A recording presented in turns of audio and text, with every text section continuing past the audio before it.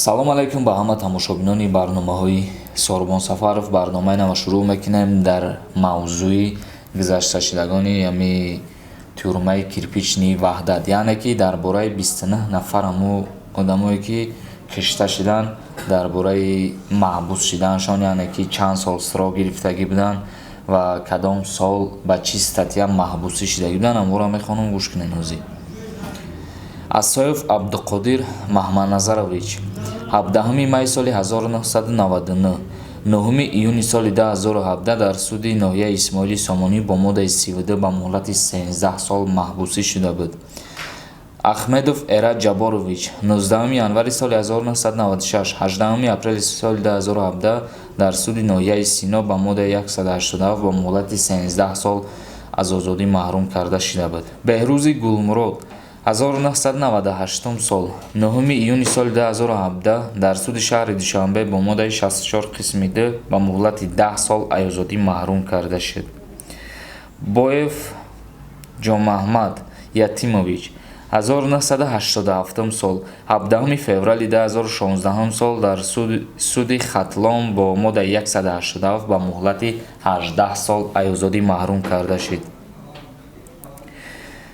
Азам Раҷабович 1980 сол, 2 июни соли 2016 суди шаҳри Ваҳдат бо моддаи 32 қисми 3 ба муҳлати 9 солу 6 моҳ аз озодӣ маҳрум карда шуда буд.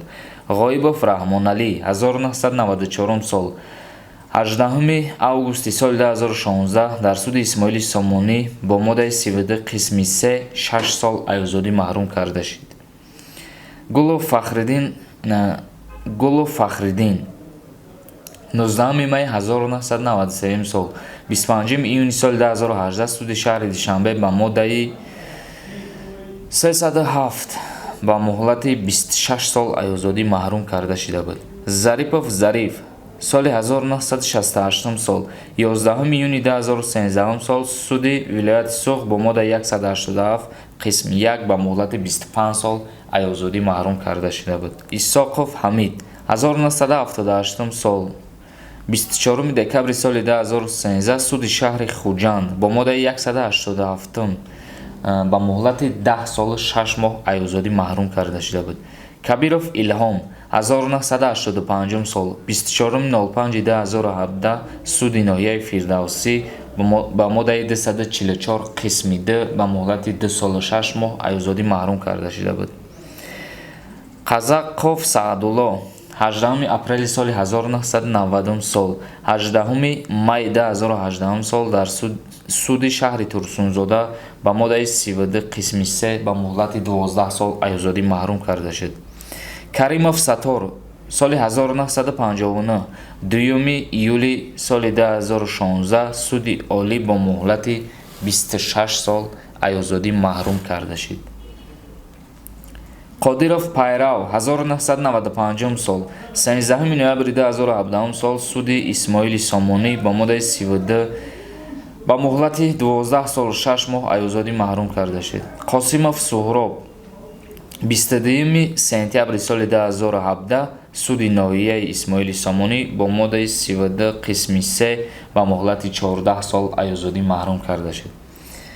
Маханов Аламурод соли 1984, 20 марти соли 2014 суди олӣ бо моддаи 187 қисми 2 аз озодӣ ба муҳлати 21 солу 6 моҳ маҳрум карда шуд. Мусалмонов 1991 сол, 24 декабри соли 2018 ба муҳлати 6 сол аз озодӣ маҳрум карда шуд. Насриддинов Раҷабалӣ соли 1995 сол, 11 июни 2015 сол суди ноҳияи Хатлон вилояти Хатлон ба моддаи 200 ба муҳлати 12 солу 6 моҳ аз озодӣ маҳрум карда шудааст. Одинаев Сулаймоншоҳ 1989 сол, 26 октябри 2017 сол суди Исмоили Сомонӣ ба муҳлати 12 солу 6 моҳ аз озодӣ маҳрум карда шуда буд. Саид Қиёмиддин 1952 сол, суди шаҳри Душанбе бо моддаи 305 қисми 1 ба муҳлати 25 сол аз озодӣ маҳрум карда шуда буд. Саторов Алимбек 1958 сол 11 сентябри соли 2012 суди олӣ бо моддаи 187 қисми д ба муҳлати 13 солу 2 моҳ айозодӣ маҳрум карда шуда буд. Сатторов 1950 сол 8 июли соли 2017 ба ҳукми суди олӣ 16 сол айозодӣ маҳрум карда шуда буд. Азиз Ёқубович соли 1986 16 октябри соли 2015 суди вилояти Суғд ба моддаи 187 қисми д 16 сол айозодӣ маҳрум карда шуда буд. Ҳаитов Алишер 29/08/2016 сол суди ноҳияи шаҳри Туз ба моддаи навистагӣ нест ҷа моддаш муҳлати яму ҳабс шуданаш 13 сол будай. Ҳасанов Рӯҳулло 1997 сол 3 май 2016 сол суди Шоҳмансур ба моддаи 32 қисми 3 ба муҳлати 12 солу 6 моҳ айозодӣ маҳрум карда шуда.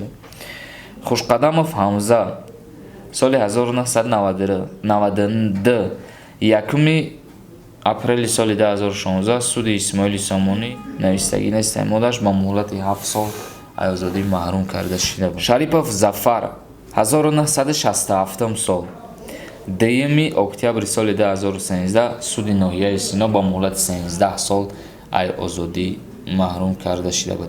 Инак ино буданд рӯйхати ҳаму гузаштагони тюрмаи кирпични шаҳри Ваҳдат. ба падару модари гузаштагон сабри ҷамил хоҳонем айноми худам ва айноми тамошобинони ҳамаи ҳамин видео. барномаро ба анҷом мерасонем. паноҳи худо бошед мародарон.